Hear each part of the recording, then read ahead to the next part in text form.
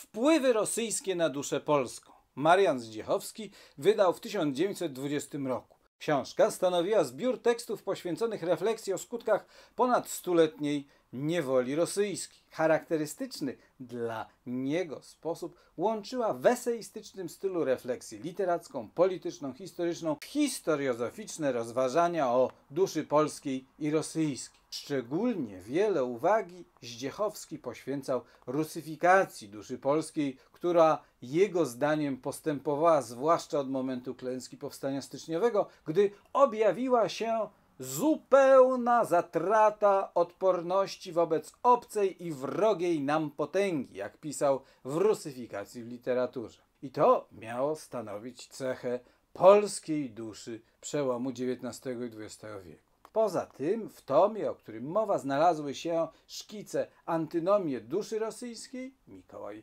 Wierdiajew, Rewolucja a rusyfikacja, czy Strach jako czynnik rusyfikacji. Ciekawe, że ten obeznany z rosyjską literaturą i myślą polityczną, filozoficzną i religijną, odwołujący się do Tołstoja, Bierdiajewa, Dostojewskiego, Mereszkowskiego myśliciel widział we wpływach rosyjskich i Rosji zdecydowanie większe zagrożenie dla polskiej duszy i dla Polski niż ze strony Niemiec. Mocno było to metafizyczne widzenie dziejów narodów, pełne historycznego determinizmu. Zresztą do dziś o znacznym wpływie na sposób myślenia politycznego i historycznego w Polsce. Marian Zdziechowski był slawistą, filozofem kultury i publicystą. Od 1899 roku profesorem Uniwersytetu Jagiellońskiego, a od 1909 roku członkiem Akademii Umiejętności. Później związał się z Uniwersytetem w Wilnie, gdzie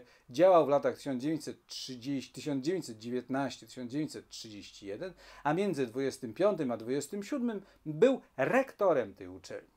Był też działaczem tzw. ruchu słowiańskiego. Odwoływał się do filozoficzno-religijnej koncepcji Włodzimierza Sołowiowa, ale też nawiązywał do polskiego mesjanizmu romantycznego i współczesnych kierunków w myśli katolickiej. Interesował się również i analizował źródła kryzysu kultury europejskiej. Był wyraźnym przeciwnikiem komunizmu i faszyzmu. Pod koniec życia głosił poglądy katastroficzne. Pozostawił po sobie m.in. następujące pozycje: mesjaniści i słowianofile, wizja Krasińskiego, pesymizm, romantyzm a podstawy chrześcijaństwa, Europa, Rosja, Azja w obliczu końca i wydane pośmiertnie widmo przyszłości. Prezentowana książka ze współczesną oprawą introligatorską ma dobrze zachowaną oprawę broszurową. Zapraszamy na stronę www.articus.pl do działów książki i inne obiekty polskie do 1945 roku